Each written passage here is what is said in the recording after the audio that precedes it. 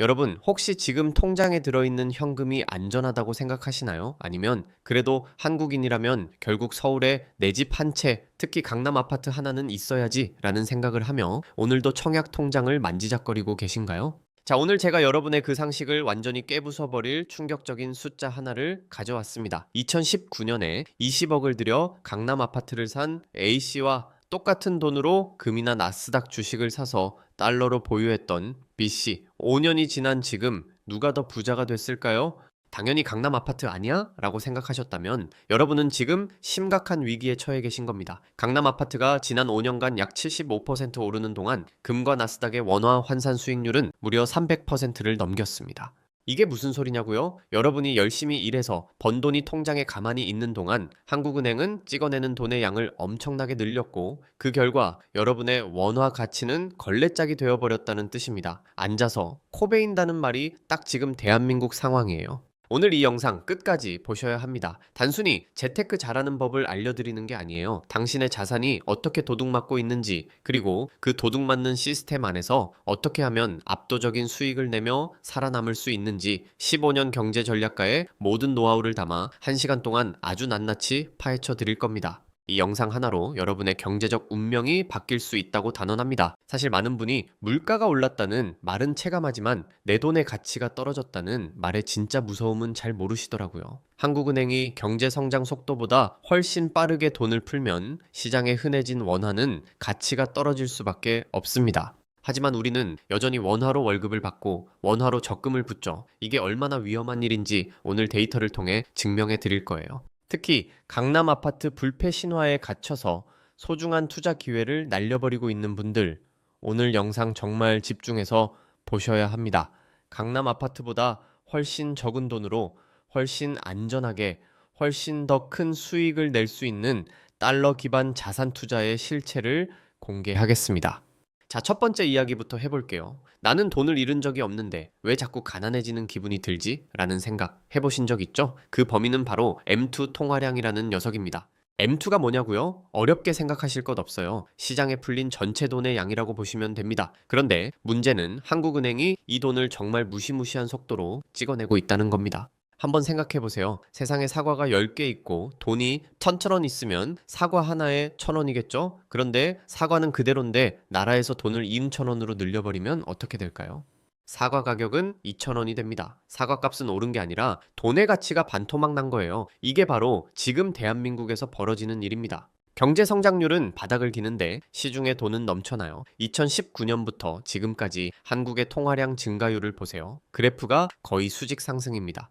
많은 분이 에이, 그래도 은행에 넣어두면 이자라도 받잖아 라고 말씀하세요. 하지만 이건 엄청난 착각입니다. 은행 이자가 3, 4%일 때 실제 물가 상승률과 통화가치 하락분을 합친 실질 인플레이션은 그걸 훨씬 상회하거든요.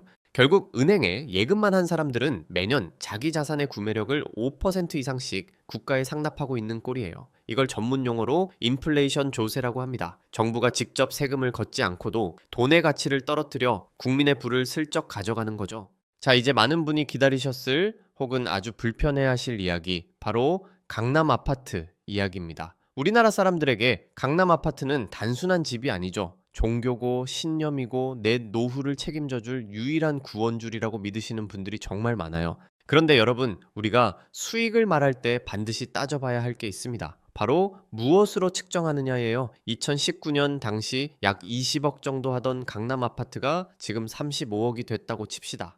와, 15억이나 벌었네? 라고 박수치고 계실 때가 아닙니다. 여기서 우리는 명목 수익률과 실질 구매력의 차이를 알아야 해요. 여러분이 어릴 때 100원 주고 사 먹던 떡볶이가 지금 3,000원이 됐다고 칩시다. 떡볶이 장사가 30배 부자가 된 걸까요? 아니죠. 그 사이에 재료비와 인건비가 다 올랐잖아요. 강남 아파트도 마찬가지예요. 숫자로 찍히는 가격은 올랐지만 그 돈으로 살 수 있는 다른 글로벌 표준 자산, 특히 달러로 환산했을 때의 가치를 봐야 진짜 내 실력이 나옵니다. 사람들이 흔히 하는 착각이 있어요. 부동산은 실물 자산이라 안전하다는 거죠. 하지만 부동산은 유동성이 최악입니다. 여러분이 급전이 필요할 때 나스닥 주식은 1초 만에 팔 수 있지만 아파트는 하락기에 보러 오는 사람조차 없습니다. 여기에 취득세, 보유세, 건강보험료 인상분, 대출 이자까지 계산기에 넣어보셨나요? 이거 다 빼고 나면 실제 내 손에 쥐는 수익은 생각보다 처참합니다. 실제 상황을 볼까요? 2019년에 10억 대출 끼고 20억짜리 강남 아파트를 산 A씨는 매달 이자로만 400만 원씩 냈고 종부세로 수천만 원을 냈습니다. 반면 같은 시기에 20억을 달러로 바꿔서 나스닥과 금에 나눠 담은 B씨는 어떨까요? 2019년 이후 나스닥은 원화 환산 기준으로 약 3절 10%, 금은 무려 3.67% 올랐습니다. A씨의 아파트가 75% 오르는 동안 B씨의 자산은 3배, 4배가 된 겁니다.